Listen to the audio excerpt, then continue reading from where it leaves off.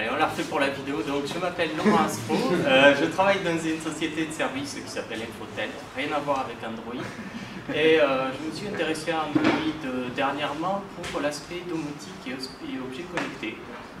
Dans le cadre de mon travail, j'ai été à l'Eclipse Con France qui s'est tenue à Toulouse en juin dernier.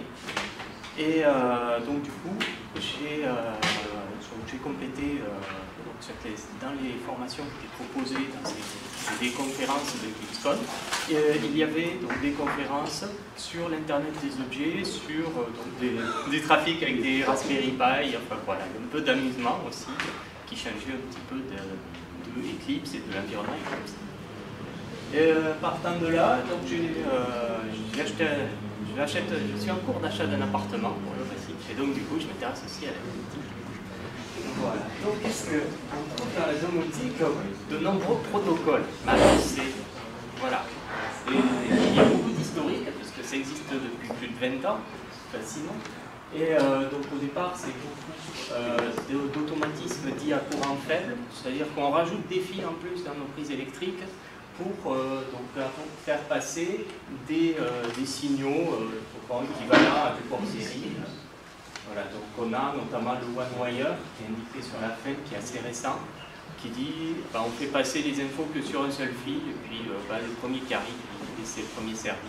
Ça permet d'avoir des infos de capteurs, ce genre de choses. Essentiellement des capteurs, et c'est encore beaucoup utilisé dans les alarmes. Voilà, donc dans ces éléments qui sont encore utilisés de nos jours, c'est surtout l'IPX800 qui est encore présent. Je vous ferai une photo juste après. Laurent, si tu peux parler un tout petit peu plus fort. Oui, bien sûr. Donc je montrerai juste après ce que ça donne. Ensuite, il y a donc, les communications par courant porteur. Alors ça, c'est en grosse perte de vitesse. Et ça, c'est à cause d'EDF. Parce que EDF, ils ont fait des présentations sur les compteurs intelligents qui devraient arriver dans quelques mois, qui s'appellent Linky. Et les premières expérimentations de Linky ont foutu en l'air les systèmes de parcours en porteur X10. Le compteur intelligent faisait de l'analyse de l'utilisation de l'électricité qui entrait en conflit avec les systèmes de courant porteur. J'espère qu'ils ont amélioré ça avec les systèmes CPL actuels. Ça fait bon. Ensuite, on passe au sans fil. Donc, dans les plus anciens, c'est le 433 MHz, donc qui est des protocoles pas uniquement pour des capteurs, donc pour avoir des informations sur des sondes de température, sur des capteurs météo, ce genre de choses. Et ensuite, il y a eu le 868 qui date d'à peu près 5 ans, qui commence à être utilisé donc, par le Zigbee, Z-Wave et N-Ocean, qui sont des protocoles maillés. C'est-à-dire qu'en fait, on a chaque émetteur est à la fois récepteur et permet d'augmenter la portée du protocole. Chacun a une portée d'une dizaine de mètres, voire d'une trentaine s'ils ont une antenne suffisamment grande. Et donc du coup, par là, par ce moyen, on arrive à couvrir une maison, ce qui n'est pas toujours possible avec d'autres protocoles sans fil. Mais c'est des protocoles complexes, avec pour certains, notamment le Zigbee, beaucoup d'utilisation propriétaire, malgré que le protocole au départ soit censé être un standard. Et dans cela, il reste surtout Z-Wave, qui est le standard du moment, et N-Ocean, qui est le concurrent parce qu'ils utilisent des capteurs des actionneurs qui sont sans fil et sans pile. En fait, le fait d'appuyer sur le bouton va procurer suffisamment d'énergie pour pouvoir envoyer l'information sans fil.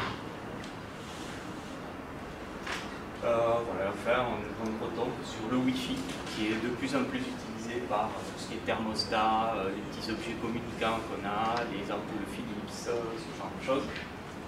Et enfin, le Bluetooth qui est utilisé, le Flow of Power, ça c'est assez marrant. C'est un capteur pour mettre sur les plantes, ou une petite sonde qui permet d'avoir des informations sur les plantes et d'avoir son petit jardin connecté, de savoir où en est sa plante, à quel moment il faut l'arroser. Et le stéréo. Et bientôt, la lumière, c'est vrai qu'on parle du Wi-Fi, il y a la fibre optique on aura peut-être un jour des interfaces basées sur ça. Donc voilà un peu au final que ça donne. Donc on a d'un côté le bon vieux filaire IPX800, ou alors de l'autre côté nous avons le sans fil. Alors là, voilà, avec ce que j'ai donné, donc, on retrouve le Chacon, on retrouve le Zigbee, on retrouve les Notion en haut à gauche, Z-Wave. Voilà. Donc ça vient d'un site de Zodianet qui est vendeur de leur solution que je vais présenter juste après. C'est pas de la pub. Et donc, j'ai piqué l'info parce que c'est bien présenté, ça peut être utile. Donc, pour simplifier tout ça, on a inventé les box domotiques. Mais le problème, c'est qu'on en a mis beaucoup. Donc, il y a la Home Center 2, Home Center Lite, donc c'est Fibaro qui est fabricant d'actionneurs et de capteurs sans fil. On contrôle de Blizzard. Toute cette série, c'est le plus représenté dans ce que j'ai pu voir. Et dans les plus bizarres, on a MyFox, qui est au départ une centrale d'alarme et qui vient d'une société toulousaine. Cocorico. Voilà. Et après, donc, il y a aussi Castorama, SFR, Thomson, voilà. Vous avez la SFR Box qui propose de la domotique. Vous avez Thomson qui a son offre, la Topbox, Castorama qui propose la Blissbox, etc. Donc la solution intermédiaire, c'est de faire du do-it-yourself. Donc on va prendre un petit Raspberry Pi et puis on va mettre un petit serveur dedans. Et donc là, pareil, l'offre est assez intéressante. Il y a eu Kalaos qui est une offre professionnelle qui était vraiment vendue très cher et installée spécifiquement pour des clients richissimes et qui s'est retrouvé, il n'y avait plus de clients à la force, donc il l'a mis dans le domaine public. Enfin, en libre en tout cas, et donc du coup ça marche bien aussi, mais ça évolue plus trop. Domotix, ça évolue pas mal. Les recherches de la ils vont relancer pour les sous-cubes, et c'est en train de lancer sur mobile, et ils recherchent des développeurs plus. Oui, parce qu'ils n'ont pas d'application mobile à ce que je connais. Ouais. C'est en bêta, et c'est pas sorti. Ah, voilà. Voilà. Donc après il y a Domotix, donc, qui est un petit serveur. C'est le serveur domotique qui a le plus de tutoriaux en fait, actuellement dans les livres. Après, je ne connais pas trop celui-là, simplement il a une application Android qui est pas mal. Gidon, c'est le petit nouveau, donc eux en fait ils vont proposer la solution libre en PHP et puis ils vont vendre des plugins. C'est technique. Et en fait, la Zibaz Mini, alors celle-là, voilà, donc l'application Zibaz, donc là c'est $, parce que ça coûte cher. C'est sûr que $100 par licence, c'est pas donné, mais d'un côté, Zibaz, ça commence à faire un moment qu'on en parle sur Internet, ça fait déjà 3 ans que je vois des trucs là-dessus, ils ont l'air bien installés, bien implantés, donc je considère qu'il y a une bonne garantie de mise à jour et de support, sachant que la licence, c'est une licence à vie limitée. Et le moins, par contre, c'est qu'il s'appuie sur un cloud pour au moins vérifier la licence. Donc il y a communication régulière avec un serveur pour communiquer les informations et toutes les informations qui vont vers Internet, donc, qui vont vers votre mobile, passent par ce serveur-là. Ce qui n'est pas le cas des solutions libres où on se connecte directement à notre serveur installé chez nous. Donc maintenant, côté Android, voilà ce que ça donne. Côté Android, on a Hyperion. Donc Hyperion, c'est un tableau de bord. Donc là, on retrouve le domicile. Donc, on a sur tablette, sur Android 4.3 minimum. Et ou à l'extérieur, depuis le smartphone, on a accès à une liste de tous les périphériques, tous les capteurs actionneurs que l'on a à sa maison. On a également des scénarios qui sont proposés par la box domotique ou par ça peut être n'importe quel périphérique, un module sur lequel Hyperion peut se connecter. Et on a, c'est comme ça, des choses assez sympas, comme la gestion du chauffage, l'information sur la téléinfo.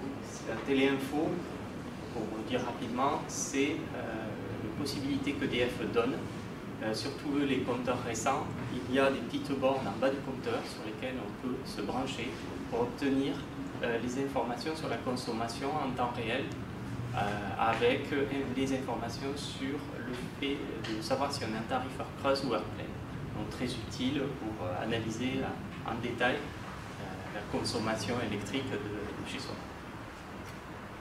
Imperium, ça marche avec des capteurs indépendants ou il faut une box à côté? Alors j'y viens.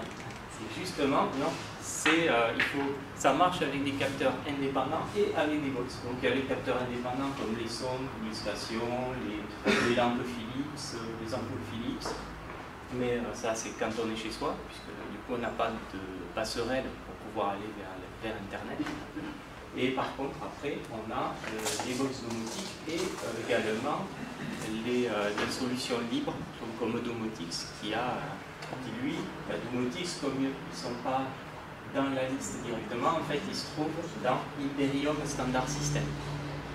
Donc c'est une API qu'Hyperium a mis en place pour dire tous ceux qui veulent que leur box soit compatible ou que leur petit appareil soit compatible avec notre application, ils implémentent l'API Hyperium Standard System qui est une API HTTP documentée, voilà un peu comme l'API Freebox pour ceux qui connaissent.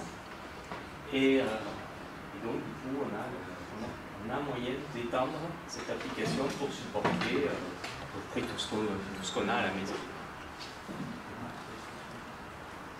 Bon, ce qui manquera forcément, c'est le contrôle de certaines marques trop protectrices, les LG, Samsung. Voilà, pour allumer sa télé, c'est peut-être pas par là qu'on va pouvoir passer. Donc l'Android, en fait, son ouverture permet de faire beaucoup de choses, bien plus que contrôler sa maison depuis le canapé, même à distance. Parce que en fait, Android, il y a le système des intents qui permet à une application de fournir des services à une autre application.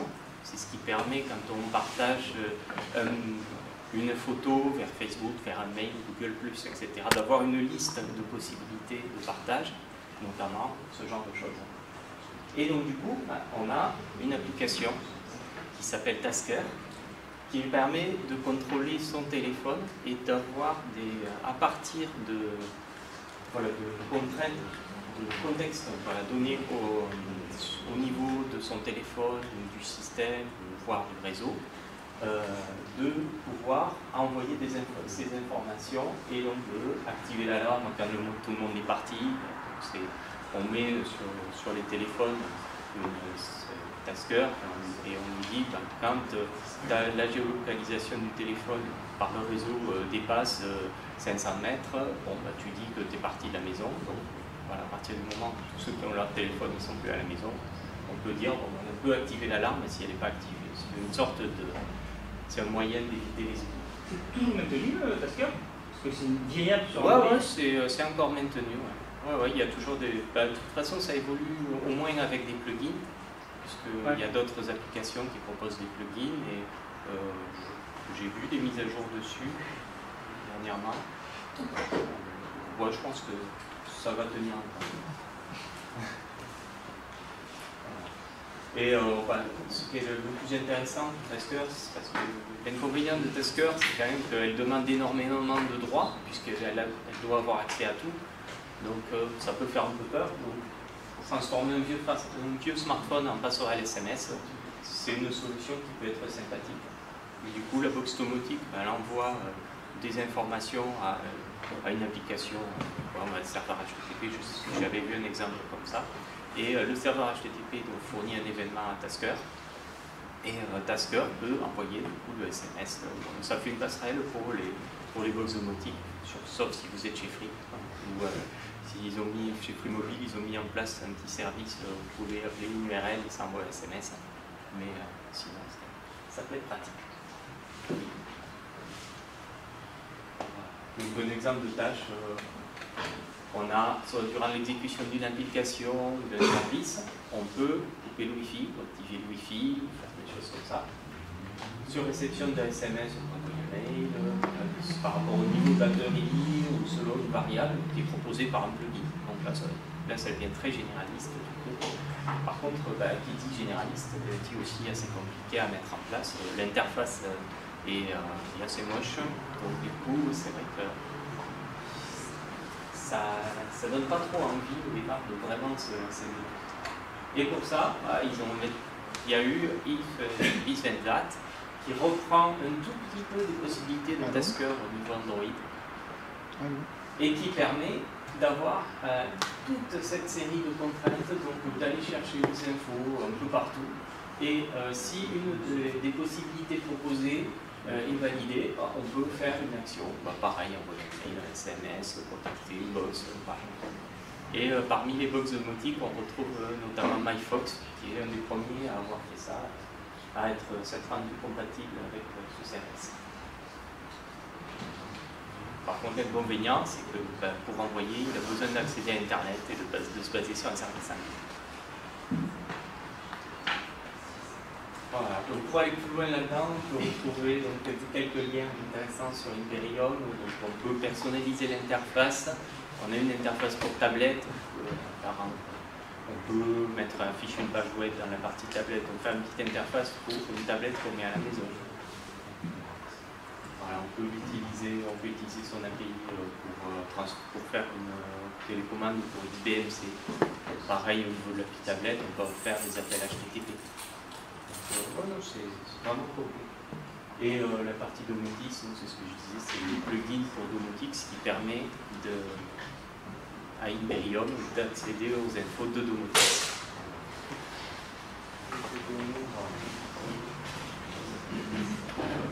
Et à la fin, le dernier lien, c'est des installations de domotique que j'ai trouvées sur un site qui s'appelle Domotique Info. Ils ont fait un concours cet été où ils ont invité tout le monde à venir partager son installation domotique et il y a une bonne vingtaine de propositions d'installation qui sont avec pas mal d'idées vraiment intéressantes.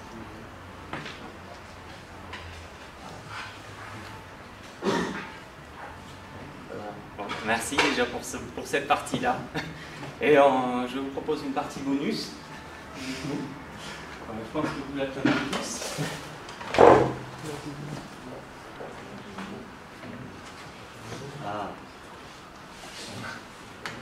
Voilà.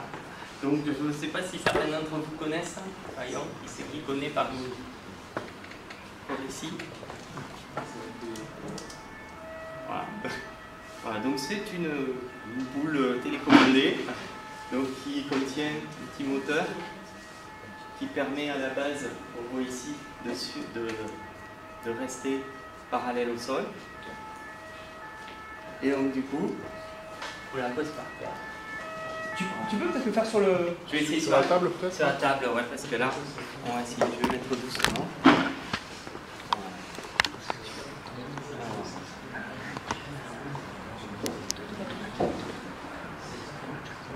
Là, ça prend un peu de temps parce qu'il faut se reconnecter dessus.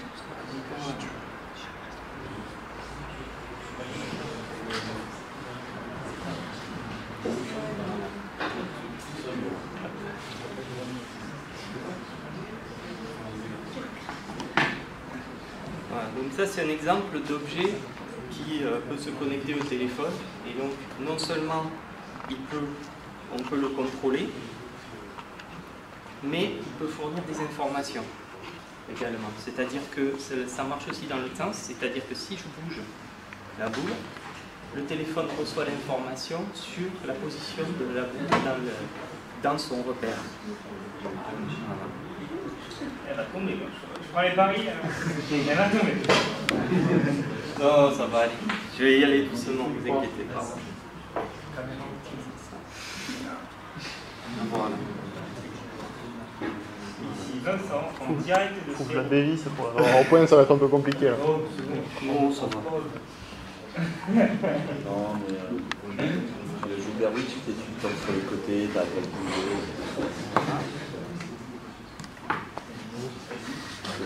Ouais. Je lui dis, hop, je suis là. Donc là, vous voyez, j'ai une petite lumière. Je peux comme ça lui dire où est-ce que je suis par rapport à la boule pour que je puisse la contrôler. Sinon, je sais pas. Là.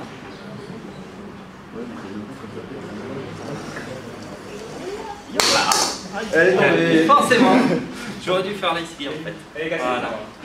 Non, c'est très solide. Hein. J'ai joué avec un chat, un chien, pas de Ouais, mais problème. bon, je viens de prendre 80 cm dans la gueule.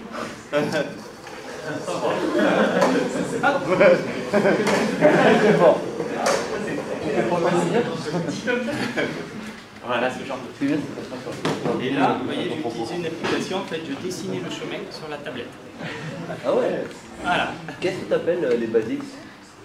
Cette implémentation. Un basique intégré. Alors justement, il y a en fait, à l'intérieur de la boule, il y a un petit processeur et une mémoire avec, je crois que c'est 7 emplacements. Et donc sur chaque emplacement, vous pouvez intégrer des macros. Et pour ça, vous avez sur la tablette un logiciel qui permet de programmer la boule en ordre basique, donc qui est un basique permettant de fournir des informations à la boule pour changer de luminosité, se déplacer vers une direction, ce genre de choses. Et donc il y a des petits programmes qui permettent d'avoir une boule qui danse, des choses comme ça. Donc voilà, il y a plein d'applications assez marrantes. Donc là, Draw and Drive, c'est un exemple d'application qui utilise le hors basique. En fait, ce qu'on dessine à l'écran, c'est envoyer un programme hors basique sur la boule qui l'exécute. D'accord. Voilà.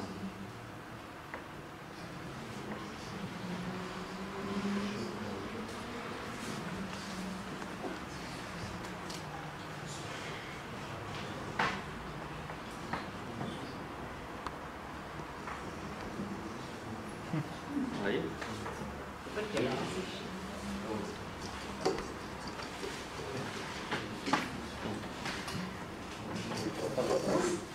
C'est bon. Voilà, c'est bien. Parce qu'il y a certaines applications qui font un premier test. Est-ce que la boule va droit? Ouais, elle va droit. Voilà. Donc là, ça y est, je contrôle. Du coup, hop, est-ce que tu peux me bien bas? Ça fait un peu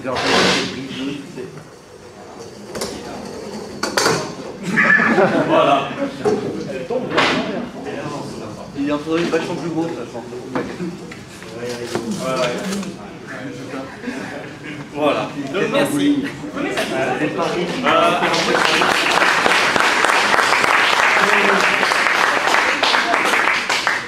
Donc, oui, j'ai eu une offre promotionnelle pour la version 1, j'ai eu à 80 €. Sinon, ça coûte, j'en ai 100, un peu plus de 100. Et la dernière fois, il y avait une langue privée, c'était à 40. Ouais, voilà. en privé, de toute façon, des. Ben ouais, Voilà. c'est pas pour autant que j'ai acheté. C'est quoi, Laurent? Oui. Surtout c'est quoi, t'as mis en place quelques trucs de domotique? Alors, pas encore, parce que je cherchais au niveau des protocoles de savoir ce que j'allais mettre chez moi. Donc, c'est pour ça que je me suis vraiment documenté, parce que le choix est compliqué. Et donc, du coup, je m'oriente vers une solution do it yourself avec une box qui s'appelle la Stackbox, qui est un petit projet Kickstarter avec un Raspberry Pi. Ça pourrait être. Si ça va pas, je pourrais essayer. Alors, moi, j'avais commencé à regarder chez moi justement parce que ce qui m'intéresse, c'est qu'effectivement, il y a plein de trucs à manipuler depuis ton téléphone. J'ai mes parents qui ont un équipement Somfy. D'ailleurs, ils sont cons chez Somfy, je les ai contactés, je voulais leur appli est toute pourrie. Ouais. Je leur ai contacté pour voir si on ne pouvait pas avoir des accès tiers. Ils ont dit non, on fait tout comme des grands. Alors l'appli est pourrie. Ouais. Mais par contre, moi j'avais commencé à regarder sur le site Turcell. J'ai l'impression qu'en fait les centrales sont pas très chères. Par contre, dès que tu veux connecter des trucs dessus, ça coûte un fric fou. Ça commence à regarder ou... Ah, le Z-Wave, ça coûte un fric fou, je suis d'accord. C'est des trucs, mais comme c'est du réseau maillé, comme il y a tout un système derrière de certification des différents acteurs, ça coûte plus cher, ça coûte jusqu'à 50 à 60 € pour le capteur, 40 € la prise connectée, bon, ça fait cher. Ça fait cher. La simple ampoule connectée est à 15 ou 20 €. Voilà, c'est ça, ouais. Mais ça, c'est les versions Philips, donc là, ça coûte très cher. Non, ce qui m'intéresse, c'est les contrôles au niveau du chauffage, d'avoir les informations pour le thermostat. Ça, c'est plus personnellement, parce que en fait, mon père est aveugle. Et donc, du coup, ben, son thermostat, lui, il ne peut pas lire, il ne peut pas savoir la température qu'il fait chez lui au niveau de la consigne. Donc, il peut la changer en disant, ouais, je fais un appui, j'étais à 19, je suis passé à 19,5, mais c'est un peu limité. Alors, les téléphone d'accessibilité, voilà, et là, les thermostats, ils sont verrouillés. Donc, le seul moyen, c'est de dire, ben, tu te connectes directement au chauffage avec ce qu'on appelle un contact sec. Et donc, du coup, tu mets ce contact en service ou hors service selon que tu veux que le chauffage se mette en mode normal ou en mode éco. Et tu as juste ça, et après, tout ce qui est analyse de température, etc., c'est ça. Et Next, ça va être le même principe. Hein. Ok. Voilà.